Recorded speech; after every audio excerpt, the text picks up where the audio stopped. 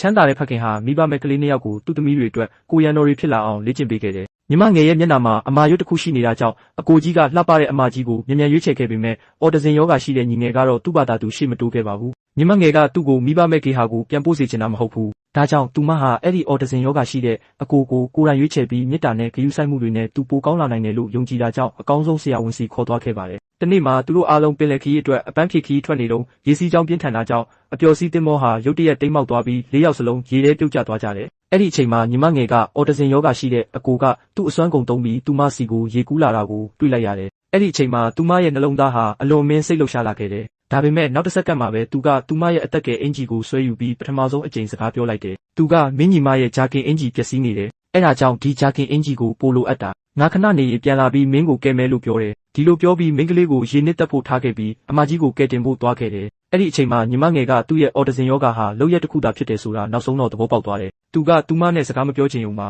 မိန်းကလေးကရေကူးမတက်တဲ့အတွက်ရေပေါ်မှာကြာမနေနိုင်ပဲနောက်ဆုံးမှာရေနစ်တည်ဆုံးသွားခဲ့ပါတယ်။ဒါပေမဲ့ကံကောင်းထောက်မှတ်စွာပဲကောင်းကင်ဘုံကညီမငယ်ကိုအခွင့်အရေးတစ်ခုထပ်ပေးခဲ့ပြီးသူမဟာကိုရန်တော်တယောက်ရွေးချယ်ရမယ့်နေ့ကိုပြန်ရောက်သွားခဲ့ပါတယ်။သူမဘာမှမပြောနိုင်ခင်မှာပဲဒီတစ်ခါတော့အမကြီးကိုယ်တိုင်ကရှေ့တိုးလာပြီးညီငယ်ကိုသူမရဲ့ကိုရန်တော်အဖြစ်ရွေးချယ်လိုက်တယ်။ဘာလို့လဲဆိုတော့သူကပူချောလို့ပါ။အံ့ဩစရာကောင်းတာကညီမငယ်ကလည်းဒါကိုကန့်ကွက်တာမျိုးမရှိပေမဲ့အဖေကတော့ချက်ချင်းကန့်ကွက်ခဲ့ပါတယ်။အကြီးဆုံးသမီးကမိသားစုမှာအကြီးဆုံးဖြစ်တာကြောင့်သူမရဲ့ဘေးကင်းရေးကပိုအရေးကြီးတယ်လို့သူကပြောပါတယ်။သူ့အဆိုအရအော်တဇင်ယောဂရှိတဲ့ညီငယ်ကသူမကိုဂရုမစိုက်နိုင်ဘူးလို့ဆိုပါတယ်။အရင်ဘဝတုန်းကညီမငယ်ကအော်တဇင်ယောဂရှိတဲ့ညီကိုရွေးတဲ့အခါအဖေကဘာမှမပြောခဲ့ဘူး။ဒါပေမဲ့အခုတော့ညီမငယ်ကသူ့အတွက်ကိုရန်တော်တယောက်ရွေးချယ်တာကထုံးစံတစ်ခုသာဖြစ်တယ်ဆိုတာသဘောပေါက်လာတယ်။တစ်ချိန်တည်းမှာပဲအော်တဇင်ယောဂခံစားနေရတဲ့အကိုကပထမဆုံးအကြိမ်စကားပြောတဲ့အခါအားလုံးအံ့အားသင့်သွားကြပါတယ်။ညီငယ်ကအကိုကြီးထက်ကွန်ဖူးမှာပိုအားကောင်းတယ်ဆိုတာအဖေသိတယ်။ဒါကြောင့်နောက်ဆုံးမှာသူကကိုရန်တော်တွေကိုလဲလှယ်ဖို့သဘောတူလိုက်တယ်။ဒါပေမဲ့အကိုကြီးကငယ်ရွယ်တဲ့မိန်းကလေးရဲ့ကိုရန်တော်ဖြစ်ဖို့ပြက်ပြက်တသားညှင်းဆန်ပြီးမျက်နှာပေါ်ကအမာရွတ်ကြောင့်တစ်လကိုယွမ်9တန်းလာစာကိုတောင်ခြံထားခဲ့တယ်။ဒါပေမဲ့ဒီတစ်ခါတော့မိန်းကလေးကဘသူစကားကိုမှနားမထောင်ဘူး။သူမကညီကိုနှစ်ယောက်ထဲကဘသူကိုမှသူမရဲ့ကိုရန်တော်အဖြစ်မလိုချင်ဘူးဆိုတာလူတိုင်းရှိမှရှင်းရှင်းလင်းလင်းကြေညာလိုက်တယ်။ထိုစကားကိုကြားတော့ညီကိုနှစ်ယောက်စလုံးအံ့အားသင့်သွားကြသည်။အခုတော့မိန်းကလေးကဘသူကိုမှမလိုအပ်တော့ဘူး။သူမဟာသူမရဲ့အလုပ်ကိုင်ပုံမှာပဲအာယုံစိုက်ခဲ့ပြီးမကြခင်မှာပဲစီးပွားရေးလောကမှာသူမရဲ့လှပတဲ့ညီမထက်တောင်ပိုပြီးအောင်မြင်လာခဲ့ပါတယ်။အခုဆိုရင်လူတွေကသူမကို